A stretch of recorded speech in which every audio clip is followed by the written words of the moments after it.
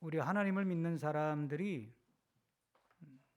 더 좋은 삶을 살기 위해서 늘 두 가지 질문을 늘 가지고 살아야 합니다. 첫째는 나는 무엇을 위해 사는가? 질문이 되게 철학적이 어려운 것 같지만 하여튼 무슨 일을 할 때 나는 무엇을 위해서 이 일을 하는가? 이 생각을 늘 하고 행동해야 합니다. 두 번째는 나는 어떻게 사는가? 나는 어떻게 살아야 하는가? 이 질문도 늘 하고 살아야 합니다. 무엇을 위해 사는가는 삶의 목적 또는 삶의 의미 또는 삶의 어떤 사명 이런 것하고 바로 연결이 되는 거죠. 우리가 목적 없이 살 수는 없지 않습니까? 우리가 짐승은 아니니까. 돈을 벌어도 목적이 있어야 되고 공부를 해도 목적이 있어야 되잖아요. 그러니까 무엇을 위해서 하는가 하는 것이고, 두 번째는 나는 어떻게 사는가 하는 거예요. 이거는 뭐와 관계 있느냐 하면 삶의 방식이에요. 삶의 태도 또는 삶의 원칙, 삶의 법칙, 내 인생을 살아가는 내 삶의 원리, 나는 어떤 원리를 따라 사는가, 나는 어떤 삶의 태도를 가지고 사는가, 이런 거거든요. 이 두 가지 생각은 늘 머릿속에 갖고 살아야 돼요. 오늘 이 시간에는 로마로 가는 길이라는 제목으로 그리스도인은 어떻게 살아야 하는가, 바울의 모습을 통해서 또 바울을 이끌어 가시는 하나님의 어떤 모습을 보면서 우리 그리스도인은 어떻게 살아야 하는가에 대해서 생각하면서 은혜를 나누려고 합니다. 로마서 사도행전을 우리가 좀 쭉 강의하고 있는데, 사도행전을 읽어보면 21장은 굉장히 중요한 중간에 분기점이 되는 장입니다. 바울 사도가 전도 여행을 1차, 2차, 3차까지 하고 4차가 이제 로마로 호송되어서 가서 로마 가서 구금 상태에서 복음 전하는 걸 4차 전도 여행이라고 부릅니다.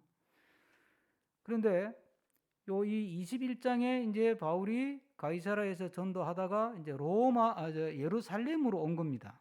오늘 우리가 읽은 것이 예루살렘에 와서 있었던 일인데, 여기 21장 우리가 읽은 오늘 26절 말씀 다음에 27절에 보면 사도 바울이 극우 유대인들이 데모를 해서 사도 바울이 체포가 됩니다.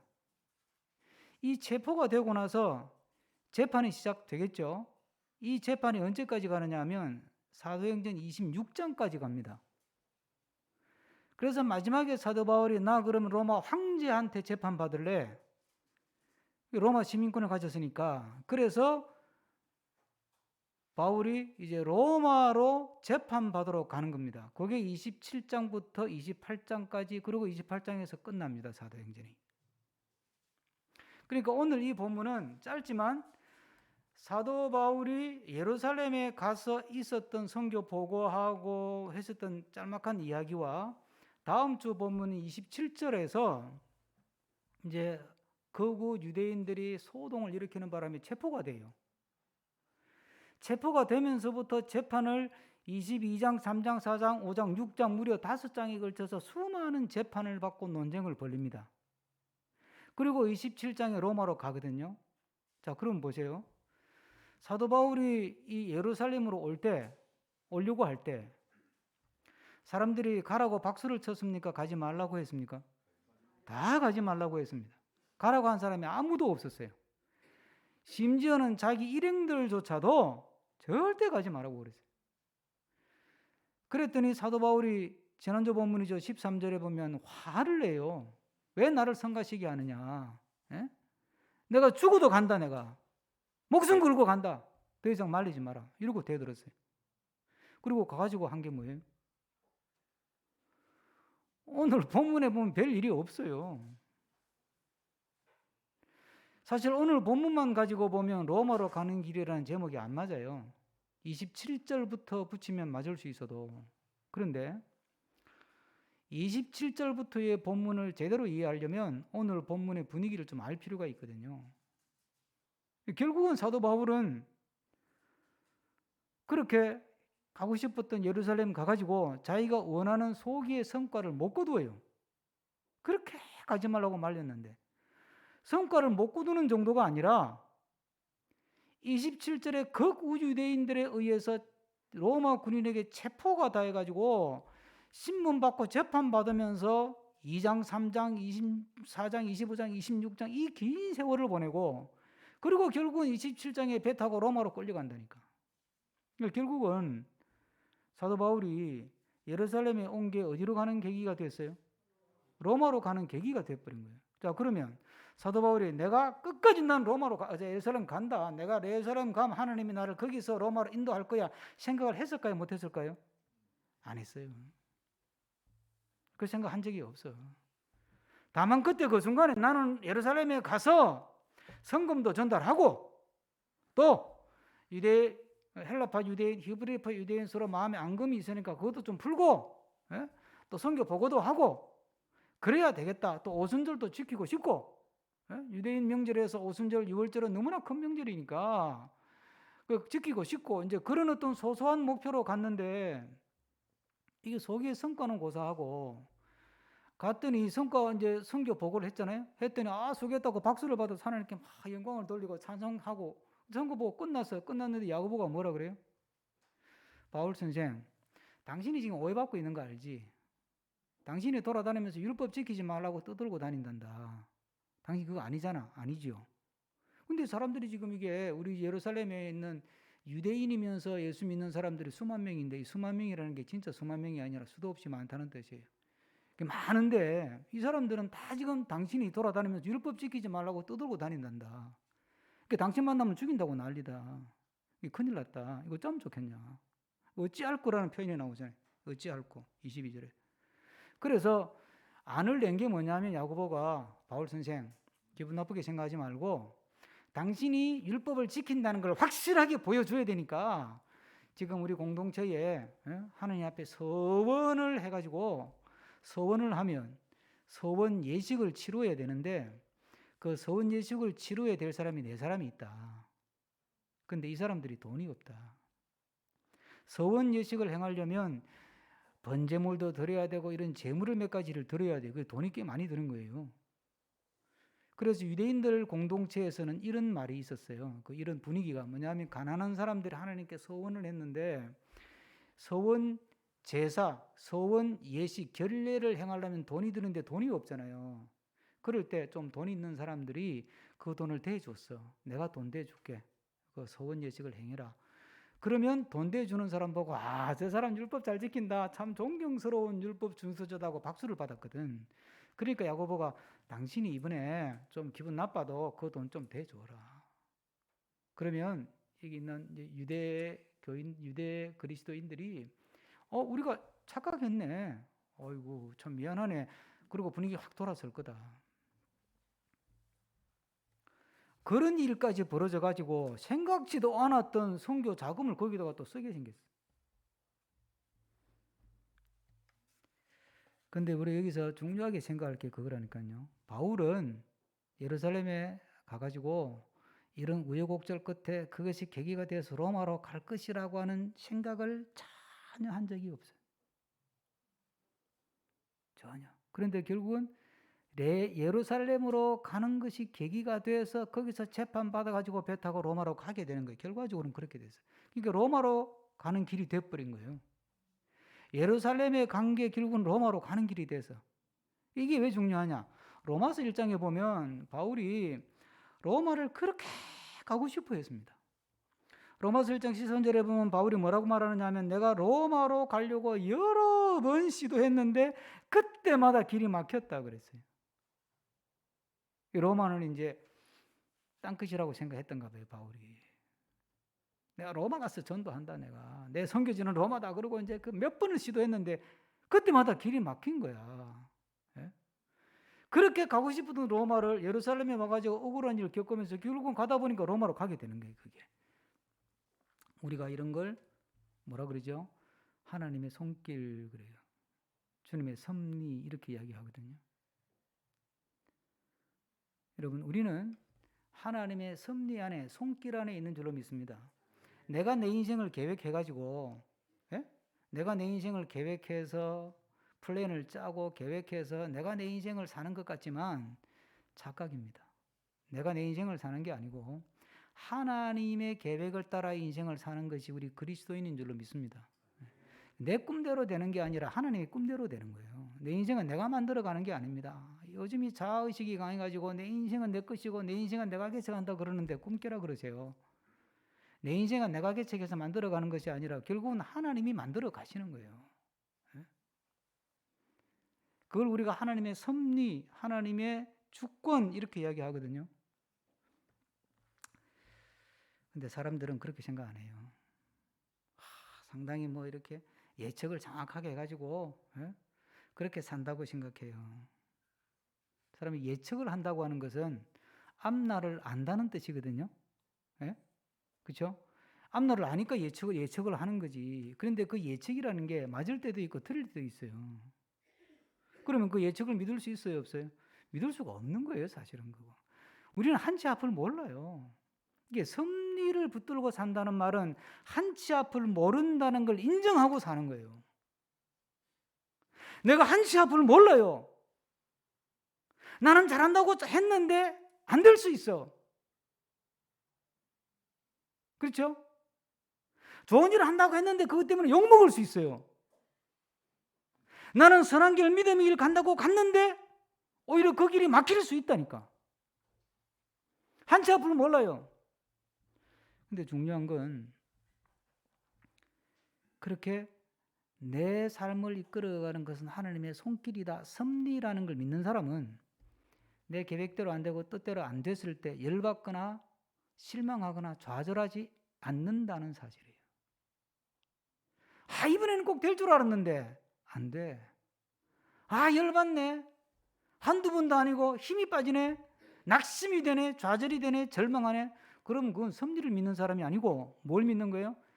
자기 판단, 자기 예측을 믿고 사는 거예요. 근데 하나님의 섭리를 믿는다면 내가 생각한 대로도 안 돼요. 판단했는데 예측했는데 안 돼. 그래도 기분은 나쁘지. 그렇죠? 아니 내가 생각한 대로 안 됐는데 좋아라 할 사람은 없잖아요. 기분 나쁘지. 실망도 되고. 그러나 그 기분도 나쁘고 실망도 되지만 거기에 눌리거나 사로잡혀서 패배의 영에 사로잡혀서 그렇게 인생을 비관하며 살지 않습니다. 하나님의 섭리 안에 있다는 걸 믿기 때문에 비록 한치 앞을 모르고 비록 뜻대로 되지 않고 비록 상황이 불안하고 비록 상황이 조마조마할지라도 하나님의 선하신 섭리 안에 하나님의 손길 안에 내 삶이 있다는 믿음을 가지고 항상 기뻐하며 감사하며 살아가는 것이 우리가 살아가는 삶의 법칙인 줄로 믿으시길 바랍니다. 그게 바로 합력하여 선을 이루신다고 하는 사도 바울의 고백인 거예요. 오래전입니다. 저희 교회가 개포동에서 거의 초창기인데 가까이 지내던 장로님 한 분이 오셔가지고 영적으로 아주 가깝게 지내던 분인데 반갑게 맞았더니 어이구 장로님 웬일이세요? 이렇게 연락도 없이 그랬더니 장로님이 뭐라 그러냐면 농담이지만 아니 목사님이 영적인 분이 기도하고 영적인 분인데 제가 올 줄 몰랐어요. 새벽기도 쫙 하면 하나님이 딱 계시를 줘가지고 오늘 아무개 장로 온다 다 알아야 되는 거 아니에요. 그러는데 장로님 웃자고 한 소리인데 나는 기분이 되게 나쁘더라고. 제가 그 장로님을 뭐 이렇게 디스하려고 하는 말은 아니고 우리는 그렇게 생각해요. 은혜 받고 능력 받고 불 받으면 예지력이 생긴다고 생각하는 거예요. 그래서 믿음이란 뭐냐? 예지력을 갖는 거. 기도는 뭐냐? 예지를 발휘하는 거. 영성은 뭐냐? 예지력을 갖는 것. 이런 생각을 해요. 그래서 기도는 점치는 게 돼버리는 거야. 그래서 속이 답답하면 이제 기도자를 찾아가네. 은사자를 찾아가가지고 기도해 주시. 이분이 어떻게 될지. 자, 여러분 점쟁이 찾아가가지고 점쳐주시에 이게 어떻게 붙을까요? 떨어질까요? 묻는 것하고 기도자를 찾아가가지고 붙을까요? 떨어질까? 묻는 거하고 같아요? 달라요? 같은 거예요, 여러분. 기도를 점치듯 하면 안 된다는 얘기예요. 믿음은 점치는 게 아니에요. 하나님을 왜 귀신처럼 취급을 하냐고. 예? 하나님을 하나님답게 믿어야 되지. 왜 하나님을 우상 취급하고 하나님을 귀신 다루듯이 다루냐 이 말이에요. 이 땅에 믿음을 가진 사람들이. 예? 그러니까 우리가 믿는다 그러면서 바른 믿음의 길을 못 가는 거예요. 믿음으로 사는 건요, 예지력을 갖는 게 아니고 내 앞에 어떤 일이 생기든 주어진 현실을 믿음으로 해석하는 거예요. 아, 이게 기분 나쁜 일인데, 이게 속상하는 일이고, 이게 내가 손해보는 일인데, 이 일이 뜻대로 안 풀렸는데 이게 도대체 무슨 뜻이 있나? 주님의 뜻이 뭔가? 이 사건을 통해서 주님은 나에게 뭘 말씀하시려고 하나? 도대체 주님은 이 일을 통해서 나를 어디로 이끌고 가시려고 하나? 그걸 묻고 해석하는 거예요. 그걸 묻고 해석하는 거예요.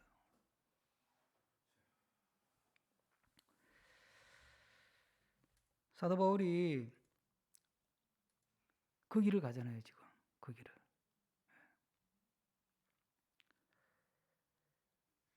서원 비용을 부담하라. 이거 사실 기분 되게 나쁜 거거든. 아니, 성금까지 잔뜩 모아서 가져와서 전달해 주었는데 고맙다는 말은 못할 망정 거기다가 뭐 자기 교인들 서원 비용까지 대가지고 예? 뭐 오해를 풀고 그러라고 그런 이야기 아니에요. 그게 그거는 참 야고보가 무책임하지. 그러면 자기가 그 교회 지도자인데 여러분 내가 사도 바울을 만나보니까 그게 아닙니다. 우리가 오해했습니다. 그리고 자기가 책임지고 교인을 설득을 시키고 이해를 시켜야 되지. 바울 보고 왜 돈까지 대라 그래. 선교하고 온 사람을. 그러면 안 되지. 근데 놀랍게도 바울은 그 비용을 자기가 부담합니다. 괜찮다는 듯이. 그렇게 하시죠. 그걸 왜 받아들였겠어요? 이걸 가지고 내가 싸울 일이 아니다는 거지. 이걸 가지고 내가 싸울 일이 아니다. 도대체 하나님이 나를 어디로 끌고 가시려고 하나? 그걸 묻는 거예요. 여러분, 욥기를 질문의 책이라는 별명을 갖고 있거든요. 우리는 욥이 인내로 이겼다 그러는데 그게 틀린 말은 아니에요. 히브리서에 욥은 인내했다 그랬으니까 인내한 것도 맞죠. 인내한 건 맞는데 인내한 것보다 더 중요한 게 있어요. 어떻게 인내했냐는 거예요. 뭐 하면서 인내했어요? 깡다구로 버텼어요. 깡다구로. 깡으로 막 끝까지 막 그냥 버텨서 그렇게 인내하지 않았어요. 욥은. 욥이 인내하는 방법은 뭐냐면 하나님께 묻는 거예요. 친구들이 막 도덕적으로 윤리적인 잣대를 들이대가지고 네가 회개해라 막 그럴 때 아 그렇구나 내가 회개해야 되는 거 회개하고 그런 적이 없어요. 욥은. 내가 뭘 잘못했는데 회개하라 그러냐. 내가 니보다 임마 더 착하게 살았다 임마. 내가 니보다 하나님 더 잘 믿었고 내가 니보다 헌금 더 잘했다 임마. 너희들 남 안 도와줄 때 나는 다른 사람들 가난한 사람 도와줬다. 뭐 나보고 회개하라 그래. 니네들이 회개해라 임마. 욥은 그랬다니까요. 성경 봐요. 그러면서 욥이 뭐 한 줄 아세요? 하나님께 물어요. 하나님 나한테 왜 이러십니까? 믿음이란 뭐냐면 하나님께 묻고 가는 거예요. 그런데 그렇게 쭉 가다 보면 결국은 그게 하나님의 손길 안에서 하나님이 만들어지는 작품이 되는 줄로 믿습니다. 그래서 이 과정을 신비한 여정이라고 하는 거예요. 네? 신비한 여정이에요. 여러분, 지금 내가 겪고 있는 절망감이나 지금 내가 겪고 있는 실패감이나 낭패감이나 이런 것이 앞으로 내 인생에 어떤 영향을 미칠지 아무도 몰라요. 내가 지금 다친 것이 나한테 좋은 일이 될지 나쁜 일이 될지 어떻게 아냐고 우리가. 내가 지금 시험에 떨어진 게 나한테 좋은 일이 될지 나쁜 일이 될지 어떻게 압니까? 모른다니까요. 누구 알아요? 우리는 몰라요. 누구 알아요? 주님만 아는 거예요. 주님만. 참. 주님만 안다니까요. 그런데 우리는 내 앞에 눈앞에 펼쳐지는 열매, 결과, 성과 그걸 가지고 막 낙심하고 좌절하고 절망하고 그래요. 제가 오후에 중심교회 설교하는데 같은 내용이에요. 그때는 제가 조금 더 이 부분을 강조할 건데, 오늘이 어린이 주일인데 우리는 애들이 그래요. 공부를 잘하고 말 잘 들었니, 야, 얘는 앞으로 큰 힘을 댄대. 아니, 큰 힘을 댈지 지가 어떻게 알아? 우리가 몰라요. 여러분, 그걸 가지고 판단하지 마세요. 지금 애가 속썩이고 공부 못해, 너 뭐가 되려고 그러는지, 뭐가 될지 어떻게 알아요? 그래, 하나님 그 애를 쓰면 그 애가 대통령 되는 거지. 그걸 누가 아냐고. 우리는 자꾸 눈앞의 결과나 눈앞의 열매나 눈앞의 성과를 가지고 내가 잘 믿는다, 못 믿는다, 된다, 안 된다 판단을 하는 거예요. 우리는 그런 게 아니에요. 하나님이 이끌어 가시는 신비한 여정 가운데 있기 때문에 내가 지금 겪는 실패나 내가 지금 겪는 좌절이나 내가 지금 겪는 아픔이나 내가 지금 겪는 고통조차도 나에게 유익이 되기도 한다는 사실을 깨달아야 되는 거예요. 그러니까 그걸 놓고 현실에 지금 내 앞에 있는 성과나 결과나 열매를 가지고 나를 판단하거나 내 미래를 판단하거나 그러면 안 되는 거예요.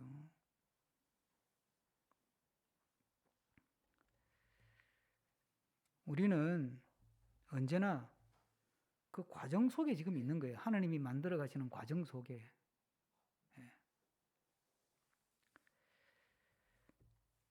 바울이 보면 그래 이제 결례를 하는데 자기가 비용을 대 가지고 다 했어요. 그러면 이제 오해가 풀리고 좋은 일이 생겨야 될 거 아니에요, 이제는. 그런데 이번에는 더 센 놈들이 나타났어요. 예수도 안 믿는 거구 유대주의자들이 등장을 해가지고 저 이제 바울 죽이자 그러고 이제 달려드는 거야. 그게 27절부터예요. 그게 막 소동을 벌리니까 백부장이 소동 일어나니까 이제 백부장이 그 당시는 경찰인데 백부장이 와서 보니까 감당이 안 돼. 유대인들이 막 너무 많이 떼거리로 모여 있으니까 감당이 안 돼가지고 할 수 없이 SOS를 쳤어요. 천부장한테. 파출소 소장이 경찰청장한테 연락했다는 거예요. 경찰청장이 내가 지금 감당할 단계가 아닙니다. 이게 지금 막 유대인들이 들고 일어나가지고 난리가 아니다, 난리가. 그러니까 이 천부장이, 경찰청장이 놀래가지고 군인 1000명 끌고 왔어요. 천부장이 어느 정도 소동이 컸냐면 놀랬냐면 오늘 다음 주 본문에 보면 뭐라고 되어 있냐면 38절에 보면 제가 읽을게요. 이 천부장이 하는 소리에 바울한테 그러면 너가 이전에 소요를 일으켜 자객 4000명을 거느리고 광야로 가던 애굽인이 아니냐? 이거 뭐 반란이 일어난 줄 알 정도로 막 소요가 엄청나게 큰 게 일어난 거예요. 이게 바울이 이게 지금 어떻게 해볼 수가 없는 상황이 되는 거죠.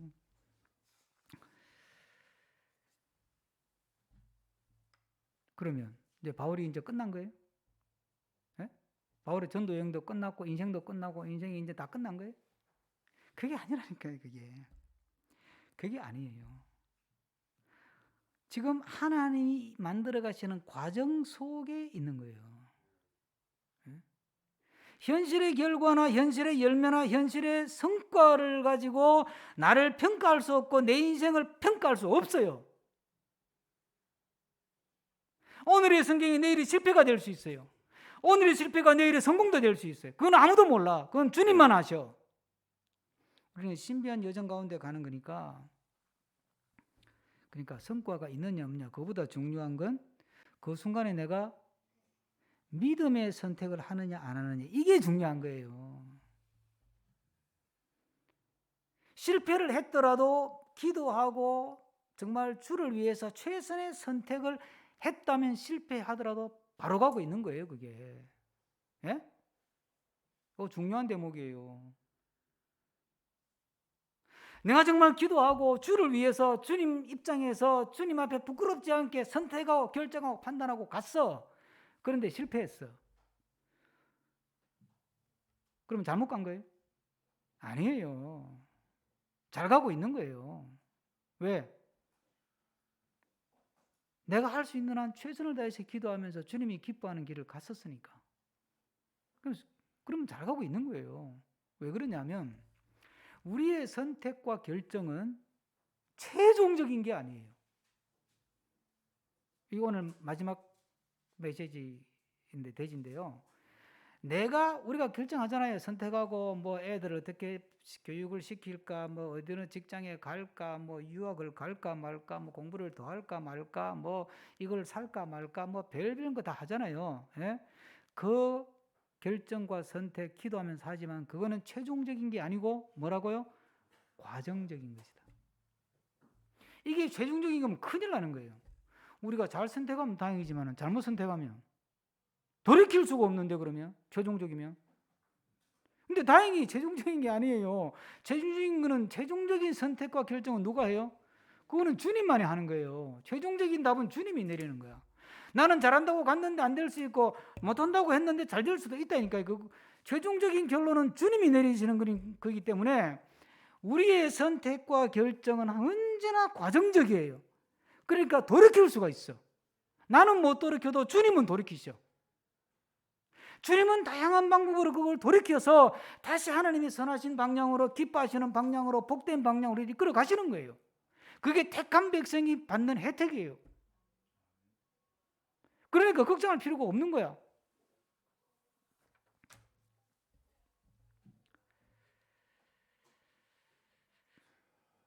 지금 내 앞에 있는 결과와 성과로 나를 판단하지 말고, 그 과정 속에 내가 정말 믿음의 선택을 했는가, 정말 주님이 기뻐하는, 주님 앞에 부끄럽지 않은 선택과 결정을 했는가, 그걸 늘 물어야 돼요. 그래서 우리 믿음이 바른 믿음을 갖고 있어야 되는 거예요. 제가 그러잖아요. 성경 지식을 많이 아는 게 중요한 게 아니고 성경을 바로 해석하는 게 중요하다고. 성경을 바로 해석하지 못하면 믿음대로 주님이 기뻐하는 것, 주님 앞에 부끄럽지 않은 선택과 결정을 한 것 같은데 잘못할 수도 있는 거예요. 왜? 내가 성경 해석을 잘못하면 믿음이 잘못되는 거니까. 그래서 성경 공부가 필요한 거예요.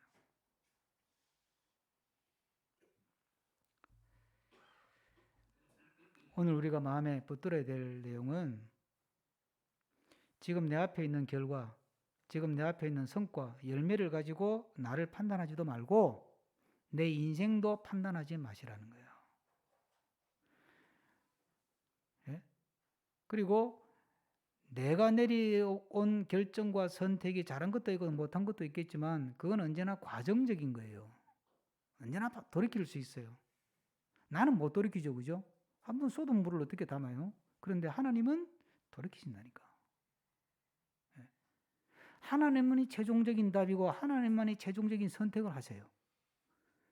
그게 우리 택한 백성이 누리는 특혜라니까요. 특혜.